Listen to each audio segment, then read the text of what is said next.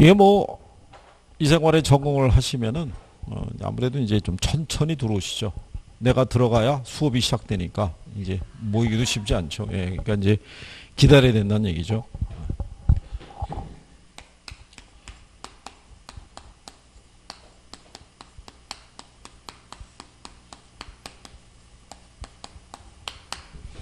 요게 이제 부동산 투자 회사 제도라고 얘기하고요. 리츠라고 이렇게 이제 표현을 하는데요.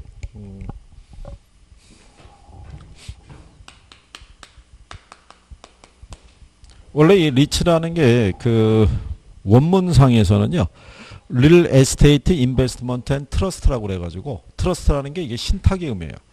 그러니까 얘는 만들 때 신탁형으로도 만들 수 있고요, 조합형으로도 만들 수 있고, 그 다음에 회사형으로도 만들 수 있어요.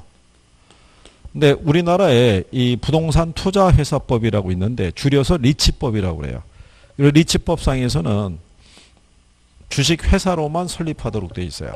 예, 그래서 제목을 부동산 투자 회사 제도 이렇게 한다라고. 그래서 이거는 설립이 안 되는 거죠. 이게 자체가.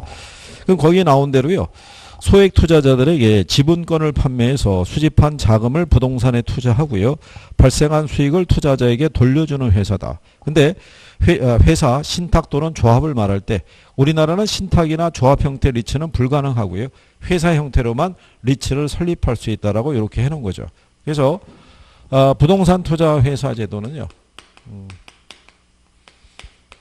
이게 지분형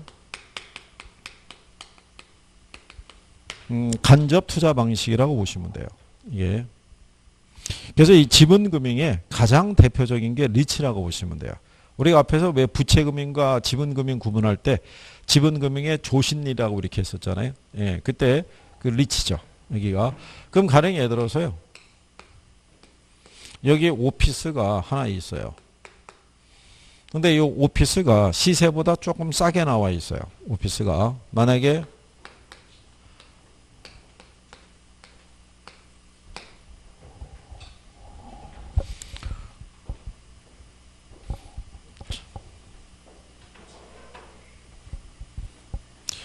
참고로 보면요, 우리나라는 리츠 설립이 대부분 오피스 리츠가 주종을 이루고 있어요.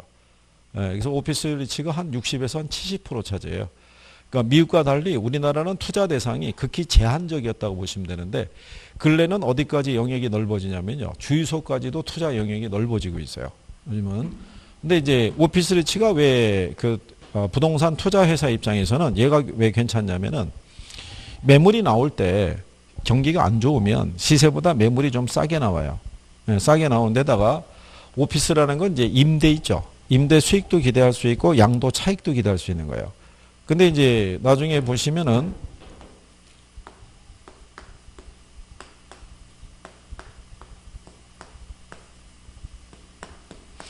이게 셀스 앤 리스백 방식이라고 있어요. 이게 현재 써요, 이 방식을. 그러니까 이 방식이 뭐냐면 우리나라 말로 하면은 매각 후 재임대 방식이에요. 이게 만약에 오피스가 A라는 그룹에 이게 4억이에요, 본사 4억인데 현금이 없어요. 네, 그럼 현금을 만들어야 되잖아요. 근데 팔기는 좀 어려워요. 이게 창업 때부터 갖고 있던 건물이기 때문에 애착이 되게 큰 거예요. 그러면 이거를 팔 때 시세보다 싸게 팔아요. 싸게 파는 조건에다가 얘네가 계속해서 여기를 임대해서 쓰는 조건이에요. 이렇게. 그러면 여기다 투자하는 투자자들은 뭐를 기대할 수 있냐면 시세보다 싸게 매입했잖아요. 그러니까 나중에 차익을 기대할 수 있고, 그 다음에 얘하고 임대차 계약이 한 5년 정도 체결이 되면은 5년 동안 안정적인 임대 수익이 나오거든요. 그럼 여기에 투자를 하려고 하겠죠. 그러면 부동산 투자 회사가 가인가를 받아서 설립을 해요. 그러면 얘네는 여기에 필요한 자금을 어떻게 해야 돼요? 조달을 할 때 이게 소수의 자산가로부터 자금을 조달하는 게 아니고요, 이 회사에서 발생하는 이 현금 흐름 있죠. 이거를 기초로 해서 얘네는 그 자금을 어디서 조달하냐면 주식시장에서. 이 회사의 지분을 여기다 파는 거죠. 그러면 여기서 주식으로 판매를 하게 되면요, 여기 만약에 투자자가 있잖아요. 이 사람이 현재 300만 원이 있어요. 300만 원 들고 300억짜리 프로젝트에 끼워달라 그러면 끼워줘요, 안 끼워줘요? 안 끼워주는데 뭐를 사면? 주식을 사면 액면가 10,000원이니까 그래도 나도 한 30주 가진 주주가 될 수 있잖아요. 그죠? 그래서 이 사람은 이 회사의 주식을 매입함으로써 여기에 무슨 투자하냐면 지분 투자하는 거죠. 이 사람이 직접 투자하는 건 아니죠. 그렇잖아요. 예, 그러니까 간접 투자한다는 얘기예요. 이렇게. 그러면 여기서는 자기들이 투자 운영에서 발생한 수익을 누구에게? 투자자에게 이렇게 배당해 주는 구조라고 보시면 돼요. 그죠? 그러면 이것도 고가의 부동산이 시장에서 좀 더 쉽게 유동화될 수 있겠죠. 예, 이런 식으로 운영한다고 생각하시면 돼요. 그래서 거기 2번에 보시면은 371페이지에 부동산 지분을 소액의 단위로 표준화 증권한 그런 상품이 되고요. 그 다음에 분산 투자를 통한, 그리고 이제 그 소액 투자자도 이제 이 고가의 부동산에 투자할 수 있고요. 분산 투자를 통한 위험의 감소라는 거는 요 투자자가 자산을 자기가 직접 운영하면은 자기가 예금, 주식, 부동산 등에 분산 투자해가지고 리스크를 줄여야 되는데 이 사람이 주식을 매입하게 되면 그걸 별도로 고려할 필요가 없어요. 요 부동산 투자 회사가 투자 전문가들이에요. 그러니까 얘네가 알아서 무슨 투자 해주는 거예요. 분산 투자, 포트폴리오를 다 구성을 해주는 거죠. 그리고 거기 보시면은 투자 수익의 안정성과 환금성이라고 해놨죠. 첫 번째로 뭐가 있냐면요. 얘가 여기다가 직접 투자하는 개념은 아니죠. 그죠? 그리고 본인이 직접 만약에 투자해서 얘를 현금화하려고 그러면 매각을 해야 돼요. 근데 여기서는 주식을 매입했잖아요. 그러니까 주식시장에다 자기가 가지고 있는 주식을 처분하면은 좀 더 쉽게 유동화될 수가 있겠죠. 그래서 그런 부분에 이제 변화가 있을 수 있고요. 그 다음에 이제 자산 운영에 대한 효율성 및 투명성 확보라는 거는 예전에 이렇게 직접 거래하잖아요. 거래 내역을 우리가 잘 모르죠. 이렇게 고가의 부동산들은 소수의 자산가만 은밀히 거래하는 거예요. 이 지역도 마찬가지예요. 여기서 만약에 고가의 부동산이 있으면 그거는 중개업소에 매물로 안 나와요. 자기들 간의 거래가 이루어지지. 그리고 여기서도 만약에 이 정도 규모의 건물이 있잖아요. 이게 매물로 만약에 나왔다. 그러면 이 지역 중개업소에는 안 나와요. 센터라고 그러지. 그리고 여기 만약에 이름이 있는 만약에 음식점이 있죠. 걔가 여기서 매물로 나오면 소문이 안 좋게 돌아서 안 돼요. 야, 이게 팔려고 나왔대. 그 뭔가 문제가 있는 거 아니야? 이렇게 소문이 돌게 되면 매출도 떨어지고 안 좋죠. 예, 그러니까 좀 더 광역적인 데로 넘어가서 거기서 매물 처리한다고 보시면 되죠. 근데 여기서는 모든 거래가 어디서 이루어져요? 주시장에서. 그러니까 거래가 투명해지는 거예요. 이거 자체가. 그래서 그런 특징이 있다라고 이렇게 보시면 되겠고요. 그 다음에 이제 그 밑에 가면 그 부동산 투자회사법상에 부동산 투자회사라고 돼 있죠. 예. 여기 보면요. 자기관리 부동산 투자회사라는 게 있고요. 위탁관리 부동산 투자회사라는 게 있고요. 그 다음에 기업 구조조정 부동산 투자회사가 있다. 그래서 유형이 이렇게 세 가지가 있어요. 세 가지가 있는데 요 중에서 얘만 무슨 회사냐면 얘만 주식회사예요. 여기 얘하고 얘는 무슨 회사다. 명목회사라는 건요. 서류상의 회사예요. 서류상의. 그래서 이 자산의 투자 운영이 있죠.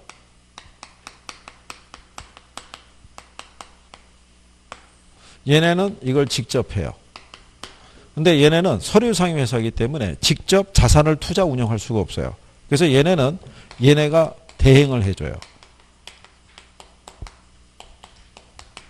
무슨 회사가요? 자산관리 회사에게 위탁을 주도록 되어 있어요. 거기 보시면 자 자기관리 부동산 투자 회사가 있고요. 그 다음에 이제 372페이지에 가면 위탁관리가 있고 기업 구조조정 부동산 투자 회사가 있죠. 근데 그 중간에 박스 밑에 보면 관련 회사라고 있죠. 거기 보면 자산관리 회사라고 있어요, 없어요?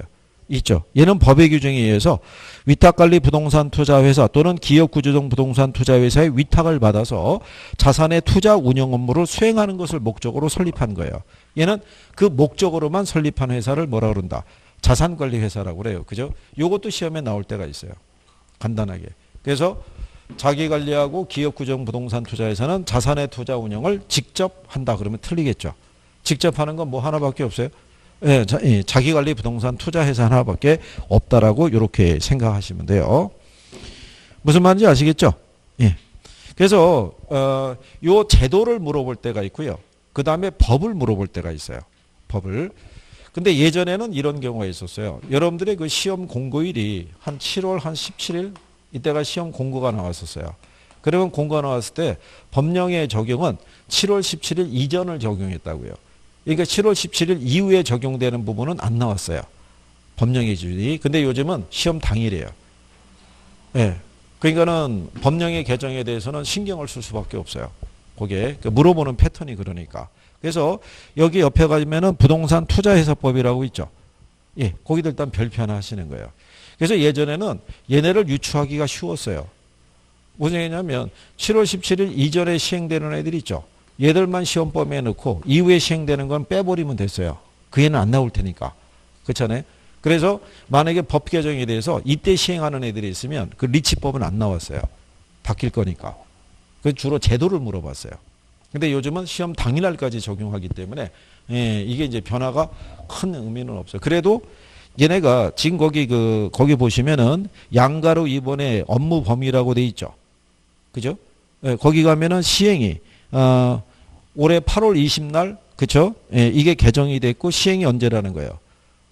내년 2월 21일 날 시행인 거예요. 그렇게 개정이 된 애들이 많이 있어요. 그런데 리치법의 특징이 뭐냐면 매년 연초가 되면 한번 개정이 또 이루어져요. 얘네가. 그래서 이번에는 이 부분에 대해서는 생략하는 거예요. 근데 그거를 뒤로 넘어가 보시면 374페이지 있죠. 거기 가면은 다 시행일 2020년 2월 21일이라고 다 해놨잖아요. 그죠? 미리 시행하는 거를. 그래서 중간에 가면 이런 애들이 다 있는 거예요. 그래서 이번에는 갈 때는 이제 요 부분에 대해서는 정리 안 하고, 예. 나중에 이제 돌아올 때 새롭게 신설된 조항도 있어요, 없어요? 신설된 조항도 있어요. 그죠? 예. 그러니까 그런 거, 잘 염두에 두시면 되고요.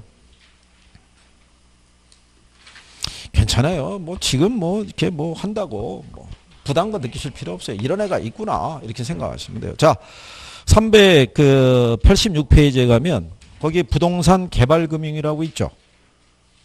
개발금융. 예. 거기 프레이트 금융이라고 있죠. 예. 그건 별표 하나 하시는 거예요.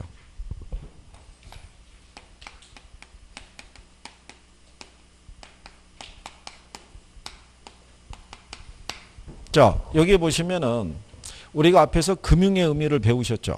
금융이 자금 융통의 줄임말이 금융이라고 그랬죠. 그럼 프레이트 금융이라는 거는 여기로부터 자금을 조달하는 거예요. 요 프로젝트의 기초에서. 그래서 얘네 내용을 보시게 되면 가령 예를 들어서 H개발 주식회사라고 있는데요. 얘 명칭이 뭐냐면 이걸 프로젝트 사업주라고 그래요. 여러분들이 보면 수도권 광역 급행열차 아시죠? 우리가 속칭 GTX라고 얘기를 해요. 그죠? 예. 요 구간 공사 있죠? 제 3구간 공사에 따른 사업권이 있죠? 예. 이거를 얘네가 땄어요. 근데 요 3구간 공사할 때 자금이 얼마가 소요되냐면 한 5천억 들어간대요. 이게 한 구간이라도 상당히 뭐 십몇 킬로 되더라도 공사비가 무진장이 많이 들어가거든요. 그리고 얘는 지하 40m 깊이에서 파고 들어가는 거예요. 지하 40m를 들어가는 이유는 뭐냐면 토지 보상비를 줄인다고요. 네, 그게 지하권에 미치는 영향을 줄이기 위해서 이렇게 들어가요. 근데 얘네가 이 사건을 땄는데 이 회사의 주주라든가 투자자들은 이 사업을 반대할 수도 있어요, 없어요? 반대할 수도 있죠. 야, 사업도 요즘 잘 안 되고 그러는데 무리하게 이거 확장했다가 잘못되면은 얘가 또 흔들릴 수도 있을 거 아니냐. 반대하죠. 그런데 이 회사 입장에서 봤을 때는 꽤 괜찮은 사업인 것 같아요. 그죠? 이용객도 많을 것 같고. 그러면 이거를 진행하기 위해서 이 회사에서는 별도의 뭐를 세우는 거예요. 네, 프로젝트 회사를 세워요. 그래서 가칭, 주식회사, 광역 이렇게 해서 하나 세워요. 세우고 얘네한테 이 사업권을 양도하는 거예요. 이 사업권을 양도하고 대가로 지분을 받아가든가 아니면 나중에 현물로 청산이 될 것 같으면 현물로 받는 걸로. 예를 들어서 이 프레이트 이 파이낸싱의 원래 시초가 석유 시추 사업에서 출발한 거예요. 근데 석유 시추라는 게 리스크가 크잖아요. 안 나올 수도 있잖아요. 근데 나오면 대박이잖아요. 그럼 그럴 때 걔네들은 뭐로 받는 걸로? 현물로 받는 걸로 계약을 체결할 수도 있어요. 그렇잖아요. 거기서 나오는 석유가 쏟아지면은 그 양의 몇 톤을 우리가 가져가겠다. 뭐 이렇게 할 수도 있겠죠. 그래서 얘한테 넘기는 거예요. 그러면 이 프로젝트 회사는 얘하고는 단절되는 거예요. 얘하고는 별도의 독립된 회사니까. 그죠? 그러면 얘네는 이 사업에 필요한 얼마를 조달을 해야 돼요. 5천억을 조달할 때 누구로부터 조달하겠어요? 그렇죠. 그때 요 투자자들이 두 가지 용으로 나눠져요. 지분 투자를 들어갈 수도 있고요. 아니면은 돈을 뭐 하는 빌려주는 형식이 있죠. 대출해주는 형식으로도 들어갈 수 있다. 이런 얘기인 거예요. 그죠? 그래서 이제 그런 이제 시중은행에서요. 이게 사업이 괜찮다 싶으면은 시중은행들이 신디케이트 론이라는 걸 형성해요. 그러니까 하나의 은행이 주관은행이 되고 몇 개의 은행이 같이 조인해서 들어가는 거예요. 그래서 그 신디케이트 론도 그 실적이 다 있어요. 그래서 1위 있고 2위 있고 뭐 그래요. 매년. 그렇게 할 수도 있고 투자자들이 요 회사에게 투자할 때 만약에 여기서 주식 발행하면은 주식을 매입하면서 들어갈 수도 있어요. 없어요. 근데 이 주식이라는 것도 우선주가 있고 보통주가 있어요. 어디다 투자하냐에 따라서 투자자의 리스크가 틀려져요. 근데 그런 내용까지는 안 나와요. 어쨌든 간에 요거 투자 들어가는 사람들은 얘를 보고 들어가는 건 아닌 거예요. 여기서 나오는 뭐 사업성만 보고 들어가는 거예요. 그러니까 이 사람들이 들어갈 때는 요 프로젝트로부터 발생하는 이 사업성이 있죠. 뭐를 보고? 현금 흐름이 있잖아요. 이거를 보고 들어가는 거예요. 이거를. 그러면 투자자들에게 돈을 차입했으면 5천억을 차입했잖아요. 차입했으면 요 차입금에 대한 그 계정은 여기에서만 나타나는 거예요. 여기는 차입금에 대한 부분이 나타나요, 안 나타나요? 안 나타나죠. 그러니까 여기는 부채 비율은 변화가 없어요. 그러니까 부채는 여기로만 잡히는 거예요. 그죠? 그걸 이제 우리가 나중에 배우세요. 부의 금융 효과 뭐 이런 걸로. 그리고 이 사업이 잘못될 수도 있어요, 없어요? 잘못되더라도 일로 추시면 안 들어가요. 그래서 우리가 비소구 금융이라고도 그래요. 근데 현실적으로는 지급 보증해야 돼요. 추가해서 출자를 하든가 뭐를 하든가 해줘야 돼요. 그래서 이게 원래 되게 복잡한 거예요. 무진장 복잡한 거고. 현재 이게 투자 들어갈 때요. 금융기관들은 요거 나중에 회사 형태를 얘기하면 요게 합자회사도 있고 한명회사도 있어요. 대부분 한명회사예요. 한명회사는 유한 책임사원하고 무한 책임사원이 있어요. 그죠? 그러면 여기 투자자들은 유한 책임사원이에요. 자기가 출자한 지분만 책임지는 거예요. 대신에 경영에는 참여할 수가 없어요. 그죠? 네. 그렇기 때문에 얘네가 지급보증 요구하는 거예요. 나중에 만약의 경우를 대비해서. 그건 왜 그러냐면 우리나라 금융권에서도 이 프레이트 금융을 수행할 만한 전문가들이 거의 없어요. 그러니까 자기들이 이거 잘못 끼어 들어갔다가는 손실만 앓을 수밖에 없는 구조적인 문제가 있어요. 그러면 회사 형태를 합자회사로 바꾸면 돼요. 합자회사는 다 무한 책임 사원밖에 없어요. 그러면 공동 책임이에요. 그러니까 그걸 하기는 어렵다는 얘기죠. 그래서 이제 그런 식으로 운영이 되고 있는 거예요. 그런데 여기서 이제 기본적인 거 알아보시게 되면요. 그러면 결국은 이 사업부터 나오는 이 현금 흐름이 있죠. 네, 이거를 가지고 투자자에게 배당을 해줘야 돼요. 그죠? 근데 이 현금 흐름을 얘가 관리하면 힘들죠. 왜? 이렇게 갈 수 있을 거 아니에요. 그죠? 그걸 차단하기 위해서 별도의 뭐를 만드냐면 에스크로우 계정이라고 그래요. 여기 에스크로우 어카운트라고 그래서요. 결제 위탁 계정이라고 그래요. 이 돈의 흐름을 관리하는 게 중요해요. 이게 여러분 시험에 여러 번 나온 거예요. 이게. 근데 이게 이제 나중에 보시면요. 이게 신탁 설정되어 있는 거예요. 요 계정에 대한 소유권이 신탁사 명의로 넘어가 있어요. 이 사업이 끝날 때까지. 그러면 얘도 관여할 수 없고 얘도 관여할 수 없는 거예요. 대신에 자금의 흐름이 투명하게 나타나죠. 그렇죠? 그래서 거기 이제 프레이트 금융에 보시게 되면은 387페이지 있죠. 예, 위에서 맨 위에 가면은 동그라미 4번이 있고요. 그 다음에 동그라미 5번이 있죠. 현금 흐름에 기초한 여신이라고 해놨죠. 예, 그래서 거기 보면은 프로젝트 금융의 담보가 프로젝트의 미래 현금 흐름이에요. 이게 제일 중요한 거예요. 그래서 거기 니은에 보면 이런 현금 흐름을 관리하기 위해서 대상 사업의 독립적인 뭐 결제 위탁 계좌를 설정함으로써 이렇게 해놨죠.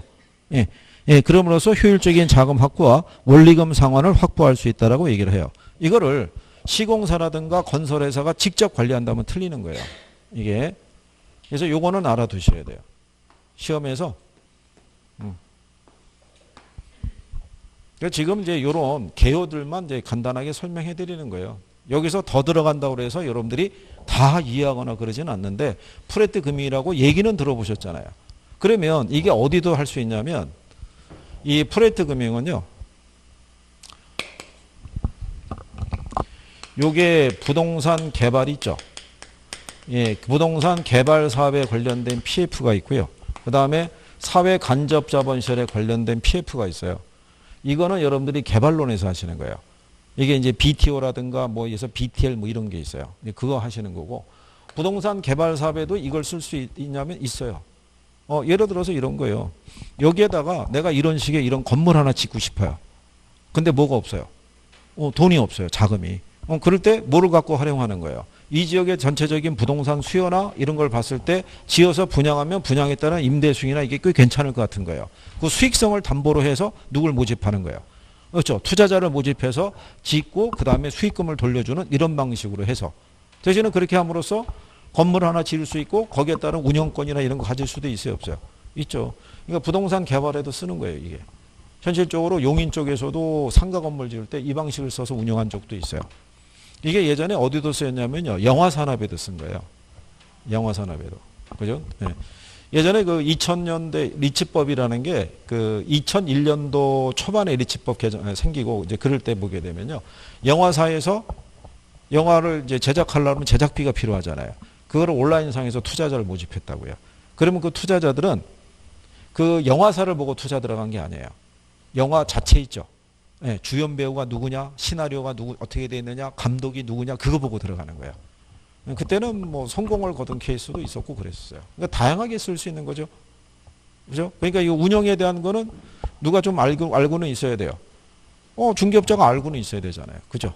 나중에 조금 더 큰 프로젝트를 수행할 수도 있어요, 없어요? 뭐 그럴 수도 있죠. 뭐 운영하는 거 정도는 알아야 되잖아요. 그죠? 그래서 예, 그런 내용 정도를 여러분들이 한번 알아보신 거예요. 자, 그래서 이제 그게 중요하다는 정도 보시면 되겠고요. 그리고 저기 388페이지 보시면 거기 프레트 금융에서 과세 문제라고 돼 있죠. 그게 시험에 한번 나온 적이 있어요. 근래. 이게 과세 문제가 주어져 있는데 거기 마지막에 보면요, 일정한 요건을 갖춘 프로젝트 회사는 법인세 감면을 받을 수 있다고 해놨죠. 이게 여러분 시험 문제 답이었어요. 답이었는데 이제 그 위에 있는 내용이 있죠. 예, 그게 이제 거기 같이 있었던 내용인데 현실적으로 우리나라에서는 이 세금에 대한 감면 혜택을 받기가 좀 어려워요. 예, 이게 일정한 법의 요건을 갖춘 회사가 설립됐을 때만 가능해요. 이게 실상은 그거를 지문으로 넣었을 때 제가 볼 때는 참 의외였었어요. 그 내용이 쉬운 게 아닌데 학생들 입장에서는 한 줄로 들어와서 일정한 요건을 갖추면은 세금 감면 받을 수 있다, 간단한 것 같잖아요. 무척 복잡한 거예요. 우리나라 이 자본시장 및 이 금융투자에 관한 법률에 의해서 설립한 회사 있죠. 일정한 요건을 갖춘 회사만 이게 가능해요.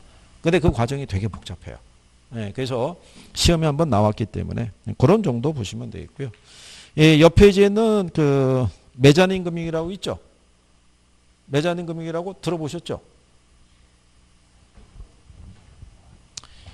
그것이 여러분 시험에 한번 나온 거예요. 용어로. 그것도 개발금융의 일종이에요. 예, 이건 그냥 설명만 들으시면요, 뭐 이런 거예요. 여기 만약에 S물산이라는 비상장 기업이 있어요. 비상장 기업이. 근데 이 비상장 기업에서 이번에 뭐를 발행하냐면요, 채권 회사채를 발행을 해요. 그럼 여기 투자자가 있을 거 아니에요. 근데 투자자 입장에서는 이 채권을 매입해봐야 큰 메리트가 없어요. 그렇잖아요. 비상장 기업이 발행하는 건데. 그럴 때 얘네가 이걸 발행하면서 옵션을 제기해요. 무슨 얘기냐면 지금 비상장이잖아요. 근데 우리가 그 상장 계획이 있는 거예요. 자, 상장 계획이 있을 때 상장을 하게 되면 이 기업의 주가가 달라질 수 있어요, 없어요? 현재 액면가가 5,000원이에요. 근데 얘가 한 5만 원도 또는 그 이상도 될 수 있다 이거죠. 근데 만약에 상장을 시키면 이 회사채가 만약에 1,000억짜리라고 가정해 보세요. 규모가. 근데 얘가 상장을 시키면 주가가 올라갈 거 아니에요. 그럴 때 요 5만 원의 기준에서 이거를 바꿔주는 게 아니라 액면가 5,000원으로 바꿔준다는 거예요.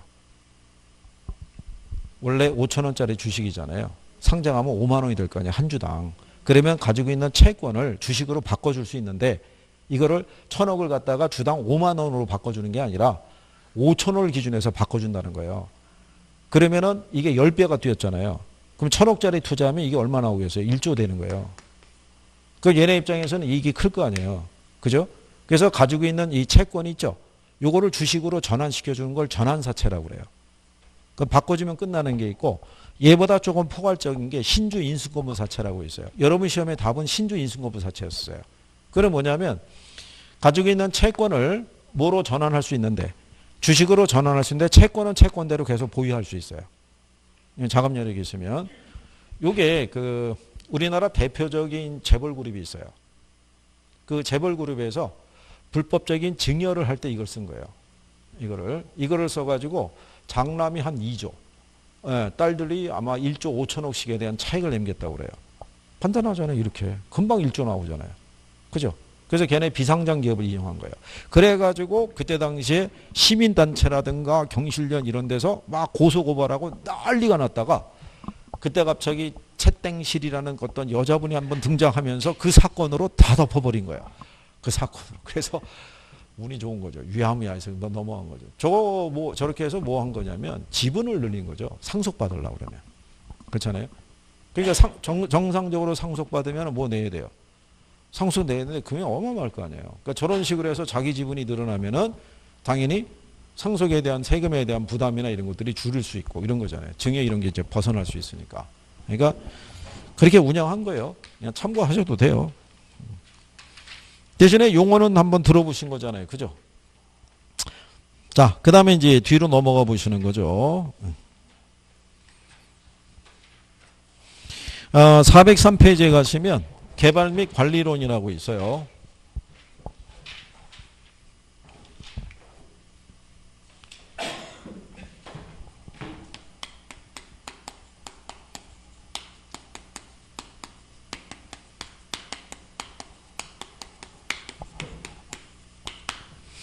근데 이게 시험하고 무관한 얘기를 이렇게 들으시더라도 용어가 입에 붙지 않으면 집에 가서 옆집 여자에게 설명도 못하는 거예요. 그죠? 기억이 나해지 되는 거니까. 그러니까 용어가 입에 붙어야 돼요. 용어가. 그러니까 한 번 들어갖고는 모르는 거예요. 2번, 3번, 4번, 5번 이렇게 들어줘야 돼요. 그죠? 그래야지 되고. 그리고 이제 만약에 인강으로 이렇게 하더라도 잘 쫓아오셔야 돼요. 인강으로 하다가 지난번에도 말씀드렸지만 여기는 못 찾으면 옆에서 이렇게 알려줄 수 있잖아요. 둘이 같이 조르면 관계가 없고 그러면 답이 없고 그러면 근데 이제 인강을 통해서 듣는 분들은 놓치면 찾기가 어렵죠. 그렇잖아요. 모니터 안에다가 물어볼 수도 없고 그렇잖아요. 그러면은 어디 걸 하는지를 모르는 거죠. 그래서 우리는 벌써 403페이지 와 있다는 거죠. 그죠? 중간중간 알려줘야 돼요. 아직도 금융에서 막 이럴 수 있잖아요. 그죠? 그래서 자 여기 개발 및 관리론이 있는데요. 여기는 여기 이제 페이지 403페이지죠. 부동산 이용이 있고요. 부동산 개발이 있고요. 부동산 관리가 있고요. 부동산 마케팅이 있어요. 전체적인 단원 중에서는요. 얘는 출제 빈도가 별로 없어요. 부동산 이용은. 여기서는 그래도 개발이 있죠. 요게 2문제 플러스 알파. 많이 나올 때는 한 4문항 뭐 이 정도도 나올 수 있어요. 그리고 얘가 그 올해 시험의 특징 중에 하나가 뭐냐면요. 여기 개발이죠. 공법을 보시면은 도시개발법이라고 있을 거예요. 거기에 관련된 용어를 인용을 해요. 그래서 이제 그 용어 기본적인 용어도 알아는 줘야 돼요. 근데 그 용어라는 게 공법을 공부하신 분들은 상당히 기초적인 용어인 거예요. 무슨 말인지 아시겠죠? 근데 이제 그게 왜 사단이 나냐면 처음에 이 공부 시작할 때는 전국 수석을 노리면서 들어와요. 들어오다가 쭉 하다 보면은 현실을 어떤 이제 자각 있죠? 그런 게 되는 거예요. 왜 되냐면, 아니, 이게 뭐 11월 달 뭐 시작해가지고, 이건 뭐 1월 달부터 하지. 했는데 생각만큼 안 되잖아요? 그럼 3월로 넘어가면서도 이 가슴 한켠에 그 근자감이라고 그러죠? 근거 없는 자신감이 여기 있는 거예요. 내가 안 해서 그렇지, 맘만 먹으면 얘네 3개월이면 끝낼 수 있어. 뭐 이런 것도 있죠. 그걸 가지고 가다가 결국 몇 월이 도래해요. 7월이 도래하면은 갑자기 애들의 부담이 확 생기는 거야. 아니 2차에서도 뭐 공시세법이 쉽다는 거는 그 선생이 쉽다는 거지. 공부하는 학생은 다 어려운 거예요. 그죠? 아무리 쉬워도 책 한 권이잖아요. 그러니까 해놓은 건 없는데 시간이 훅 온 거예요. 그러니까 이때 단안을 내리는 거예요. 무슨 단안을 내리겠어요? 그죠? 근데 그거를 다 결정을 내리기 전에 먼저 주변 정리부터 해야 돼요. 먼저 박한 양반하고도 협상을 해야 돼요. 이게 말이야 알고 봤더니 2년 걸리는 시험이래. 이게 한 번에 되는 사람이 거의 없대요. 그러면서 근거 없는 합격률을 내는 거예요. 봐. 10몇만이 했는데 이거밖에 안 된다는 거 아니야. 전국에서. 그러면서 그거를 설득을 시키고 뭐 바깥 양반이 힘이 있나요? 그렇죠? 그러니까는 뭐 그래 하고 넘어간 거죠. 그다음에 이제 가장 중요한 옆집 여자 입을 막아야 되는 거죠. 그러니까 이제 뭐 하는 가지고 밥 한 끼 먹으면서 얘기하는 거야. 야, 우리나라 이 중개사 시험이 문제가 많어. 뭐 이러면서 이제 그 얘기하는 거죠. 알고 봤더니 얘도 시험 꽤 오래 걸리대. 1차만 돼도 대단한 거래. 뭐 이러면서 이제 쭉 해놓고 난 다음에 전환하는 거죠. 그럼 몇 차만 공부하는 거예요. 그러면 일주일에 며칠 나오면 돼요. 이틀. 그럼 나머지 날은 처음에 생각은 열심히 시간표 짜서 공부해야지 이래놓고 나오는 날만 간신히 나오는 거죠. 그럼 2차 듣겠어요? 안 듣겠어요? 안 듣죠. 그러니까 2차 초반에 들은 거 다 잊어먹은 거죠. 그리고 시험장 들어가서 어디선가 본 듯한 용어가 있는데 뭔 말인지 기억은 안 나는 거죠. 그러니까 깔끔하게 틀리는 거죠. 깔끔하게. 그런 다음에 나와가지고 뭐라 하는 거예요? 어렵게 나왔다고 얘기하는 거죠. 왜? 본인을 변호하기 위해서. 그렇잖아요. 매년 되풀이되는 현상이에요. 그리고 그럼 맨날 떨어지면 한 개 차이로 떨어진 거고, 그죠? 되면 90점으로 합격한 거고, 다 그런 거죠, 뭐. 그러니까 되풀이되는 거죠. 뭐요? 점수 나오죠. 본인 저기 수험번호 클릭하면 점수 떠요. 1차 딱 2차 이렇게 뜨는 거죠, 그죠? 그리고 산업인력관리공단에서 문자 보내줘요. 문자 발송해줘요. 근데 문자가 안 왔다고 낙담하면 안 되는 거예요. 랜덤으로 보내길 수도 있기 때문에 합격했는데도 문자가 안 들어올 수 있는 거예요. 괜히 문자 안 들어온다고 나는 떨어졌구나 그래가지고 아침서부터 보림료 마시고 그러면 안 되는 거예요. 다 확인해 봐야 되는 거예요. 관리는 평균 한 문항, 마케팅 평균 몇 문항? 한 문항. 그래서 평균적으로 한 4문항에서 5문항 정도 나오는 파트다라고 보시면 돼요. 자, 그럼 우리가 이제 제일 먼저 나오는 게 부동산 이용이라고 있는데요.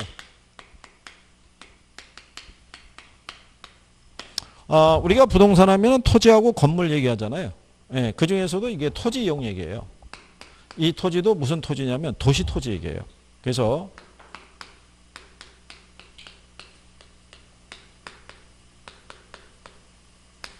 우리가 토지를 이용한다는 얘기는 결국 뭐 한다는 얘기예요. 개발하거나 뭐 투자하거나 뭐 이런 행위를 한다는 거 아니겠어요?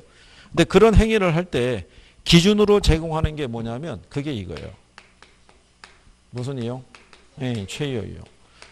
이거 우리 앞에서 이 용어 배우셨죠? 최이호 이용이라는 거. 최이호 이용이라는 거는 일반인 누구라도 보편적으로 생각할 수 있는 이용이라고 보시면 돼요. 그죠? 그 우리가 뭐 이런 거잖아요.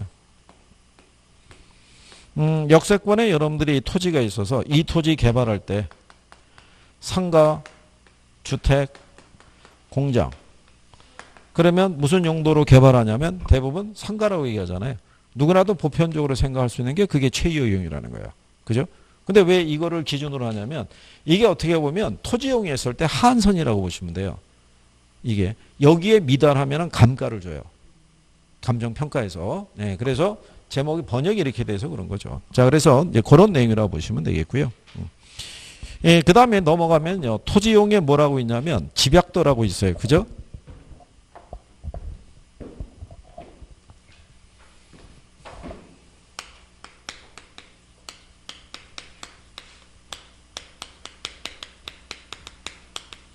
요 집약도라는 건요. 단위 면적의 토지 있죠. 토지에 투입되는 노동과 자본의 상대적 양의 크기에 의해서 우리가 측정되는 거예요. 그래서 요 크기가 큰 거를 우리가 집약적 이용이라고 그러고요. 요게 작은 거를 조방적 이용이라고 그래요. 요 부분에 대해서는 여러분들이 지대론 할 때 또 한번 해봤었어요. 지대론 할 때. 여기가 도심이고요. 자본이고 이렇게 토지 이렇게 있어요. 자, 이렇게 했을 때 도심 지역은 토지 가격이 싸요, 비싸요? 비싸죠. 그럼 자본하고 토지를 결합해서 생산을 할 때 도심은 이렇게 되는 거죠. 토지 사용량은 적고요. 자본의 투입 비율이 커지는 거죠. 이게 건물이 고층화된다는 거예요. 고층화. 근데 외곽을 나가면 토지 가격이 어때요? 싸죠. 그러면 외곽을 나가게 되면 토지 사용량이 커져요. 대신에 자본의 투입 비율이 작아지는 거예요. 이때 자본과 토지의 관계를 나타내는 이 선을 우리가 등량곡선이라고 그래요. 그럴 때 A라는 점이 있고 B라는 점이 있어요. 10에다가 2를 곱해도 20 나오죠. 2에다가 10을 곱해도 20이 나오죠. 그죠? 그러니까는 어느 지점에 토지를 사용하든 우리가 얻는 효용의 크기는 같은 거예요. 같은데 이 지가가 비싼 곳은 무슨 이용하는 게? 집약적 이용하는 게. 지가가 싼 거는 무슨 이용하는 게? 조방적 이용을 하는 게 그게 최이호 이용이라고 얘기하는 거예요. 무슨 말인지 아시겠죠? 그래서 상대적으로 어느 지역을 가시다 볼 때 건물이 이렇게 높게 서 있잖아요. 그럼 대부분 그 지역은 이 땅값이 비싸겠구나 이렇게 유추할 수 있는 거예요. 그래서 그렇게 여러분들이 구별하시면 될 거예요. 그래서 이제 그런 내용 정도고요. 그 다음에 이제 옆에 가시면은 405페이지에 보면은 입지잉여라고 있죠. 용어상에서. 예, 입지잉여라는 거는 일종의 초과이윤이에요. 예, 초과이윤인데 이렇게 생각하시면 돼요. 그 입지잉여는 경영을 잘해서 얻는 이익이 아니고요. 목이 좋아서 얻는 이익이에요. 목이. 근데 목이 좋은 거는 많아요, 적어요? 적죠. 그러니까 입지 경쟁이라는 게 발생하는 거예요. 목이 좋은 거를 차지하기 위해서. 그런 정도 용어 알아두시면 돼요. 실전에서는 뭐 거의 잘 활용은 많이 안 하니까요. 예, 그 다음에 그 밑에 가면 도시토지 이용 현상이라고 해놨죠. 그죠?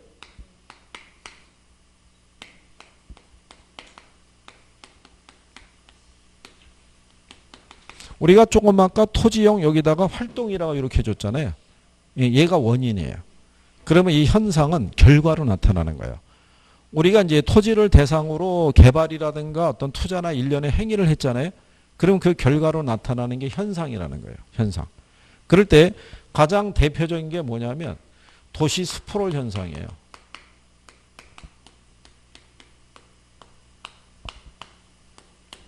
혹시 도시 스프롤이라고 들어보셨나요? 도시의 성장이 무질서하게 무계획적으로 평면적으로 확산하는 걸 도시 스프롤이라고 그래요.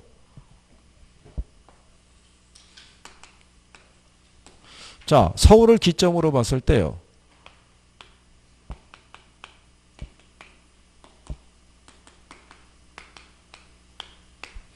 이 주변에 위성도시들 있죠. 의정부나 일산, 뭐 인천, 안산, 수원, 성남, 구리 있잖아요. 이게 뻗어나간 게 다 도시 스프롤이에요. 이게 예. 요 도시 중에서 도시계획에서 만들어진 지역이 거의 없어요. 그러니까 예전에 1970년 있죠. 1970년 기준 했을 때 서울에 매일같이 3,000가구씩 유입이 됐대요. 어마어마한 규모예요. 근데 3,000가구가 유입이 되면 당장 뭐가 필요해요? 집이 필요한데 이게 가만히 생각해 보시면 집만 지어놨다고 걔가 주택의 기능을 다 할 수는 없어요. 일단은 전기나 상하시설이 연계가 돼야 되고요. 그 다음에 그 주변에 교육시설이나 문화시설, 복지 이런 게 연계가 돼야 되고 대중교통수단과의 접근성이나 이런 것들이 다 뒷받침이 돼야지만 주거로서의 기능을 할 수 있어요. 근데 그렇게 모여들면 어떻게 감당할 수가 없잖아요. 수요가 많아지면 가격이 어떻게 돼요? 올라갈 거 아니에요. 그러니까는 요 주변에 집장사들이 뭐를 지어놓고 집 지어놓고 그러니까 원래 거기에 집 지을 땅도 아닌 거예요. 일단 집부터 지어놓고 수요를 유인한 거예요. 막 이렇게 해가지고 그러면서 이게 생기기 시작한 거예요. 이런 것들이.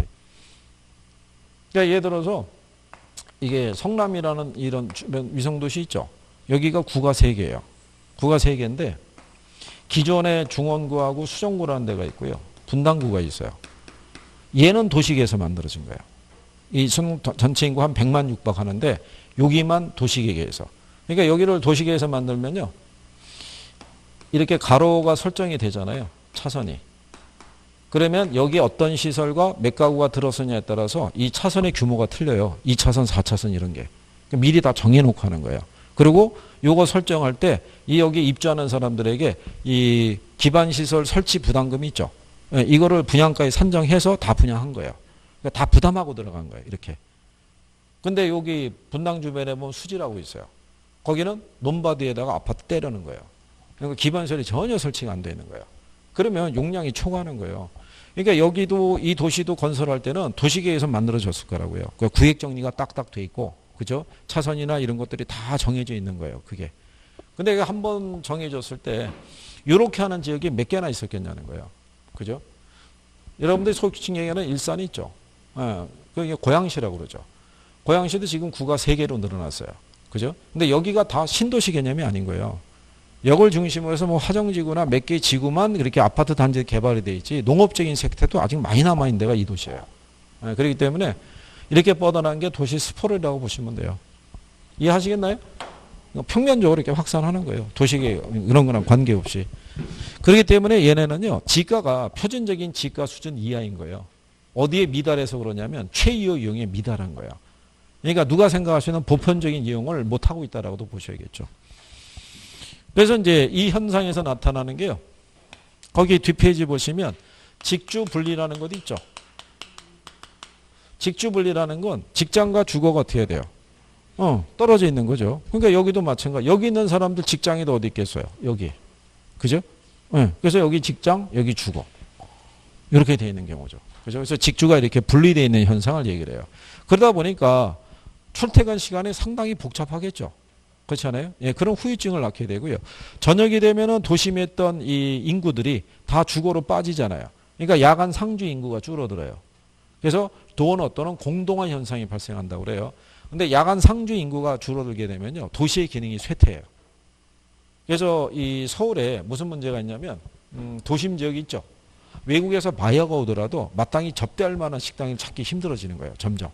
그래서 9시, 10시만 되면 불이 다 꺼져 있고요. 기본적인 시설이 없으니까. 뭐만 켜 있냐면 술집 정도.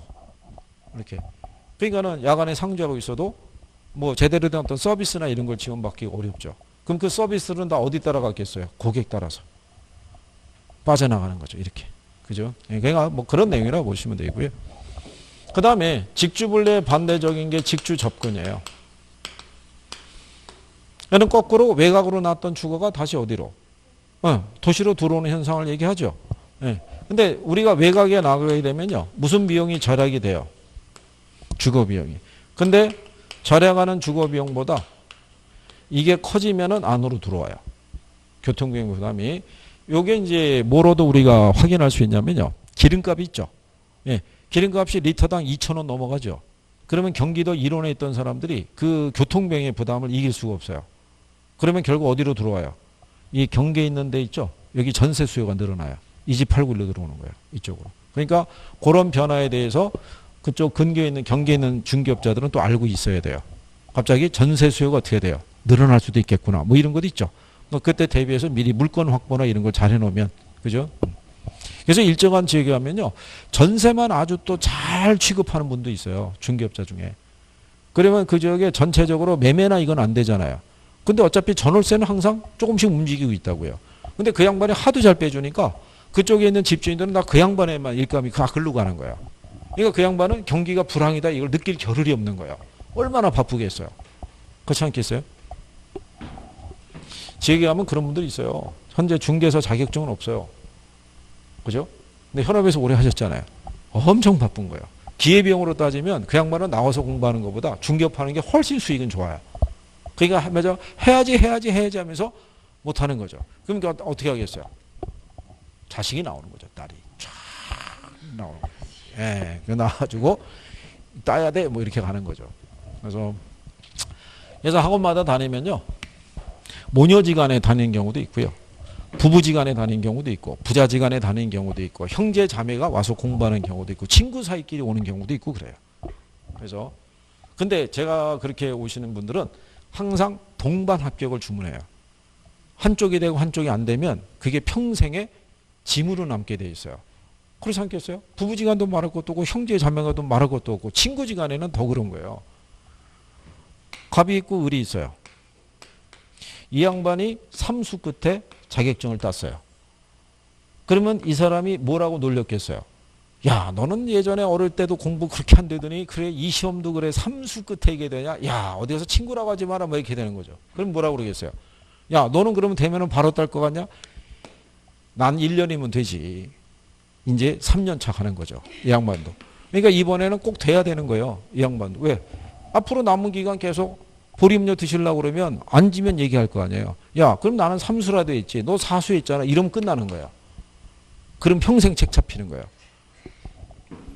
이거 똑같다니까요, 이거. 이게 어쨌든 간에 이번에 강한 의지를 갖고 합격해야 되는 거예요. 그죠? 에?